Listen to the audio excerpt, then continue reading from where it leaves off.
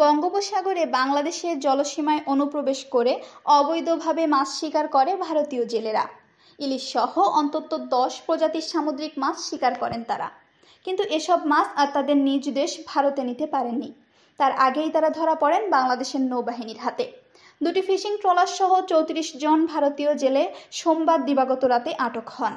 তবে আটক জেলেদের মঙ্গলবার 15 জুলাই বাগেরহাট জেল হাজতে পাঠানো হলেও জব্দ হওয়া 8,000 কেজি মাছ নিলামে তুলে বিক্রি করা হয়। মোংলা উপজেলার সিনিয়র মৎস্য কর্মকর্তা মোহাম্মদ জাহিদুল ইসলাম বলেন, ভারতীয় জেলেদের জালে ধরা ইলিশ, বেলে, রূপচাঁদা, ছুরি, চিংড়ি সহ 10 প্রজাতির 8,000 সামুদ্রিক মাছ নিলামে তুলে বিক্রি করা হয়। বিক্রি হওয়া মাছের 17,82,500 টাকা মঙ্গলবার 15 জুলাই সকালে সরকারি কোষাগারে জমা দেওয়া হয়েছে।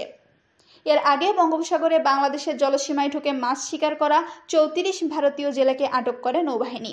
এ সময় এফবি ঝড় ও এফবি মঙ্গলচণ্ডী 38 নামে ভারতীয় দুটি মাছ ধরার ট্রলারও জব্দ করা হয়।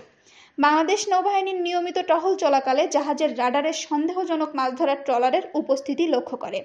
এ সময় তারা ওই ট্রলারের দিকে এগোতে থাকলে মাছ ধরার ট্রলারগুলো পালিয়ে যাওয়ার চেষ্টা করে। তখন নৌবাহিনীর সদস্যরা ধাওয়া করে দুটি ভারতীয় ট্রলারকে বাংলাদেশের জলসীমার মধ্যে আটক করেন। আটক জেলেদের বিরুদ্ধে আইনগত ব্যবস্থা নেওয়া হয়েছে। মোংলা থানার ভারপ্রাপ্ত কর্মকর্তা আনিসুর রহমান বলেন, আটক 34 ভারতীয় জেলের বিরুদ্ধে সমুদ্র আইন 2020-25 এ বা মেরিন ফিশারিজ ল ধারায় মামলা করা হয়েছে। এই যে ইন্ডিয়ান জেলেদেরকে বাংলাদেশের সমুদ্র সীমা লঙ্ঘনের দায়ে আমাদের দেশের নৌবাহিনী আটক করেছে। আটক করার পরে থানায় নিয়ে আসছে। থানায় নিয়ে আসার পরে তারা এজাহার দিয়েছে। এজাহার দায়ের ভিত্তিতে মামলা রুজু হয়েছে এবং পরবর্তী আইনি প্রক্রিয়া হিসেবে তাদেরকে বিজ্ঞ আদালতে সোপর্দ করা হচ্ছে। এদের বিরুদ্ধে বাংলাদেশ সামুদ্রিক মৎস্য শিকার আইন 2020-এর 25-এর এ ধারায় মামলা হয়েছে এবং এদের প্রত্যেকের বাড়ি হচ্ছে ভারতের দক্ষিণ 24 পরগনা এলাকায় বলে আমরা প্রাথমিকভাবে জানতে পেরেছি। মোংলা নৌঘাটির পেটি অফিসার রেজাউল করিম বাদী হয়ে এই মামলা করেন। আসামিদের বাড়ি ভারতের দক্ষিণ 24 পরগনা জেলায়। তাদেরকে আদালতের মাধ্যমে মঙ্গলবার 15 জুলাই দুপুরে বাগেরহাট জেলা কারাগারে প্রেরণ করা হয়েছে।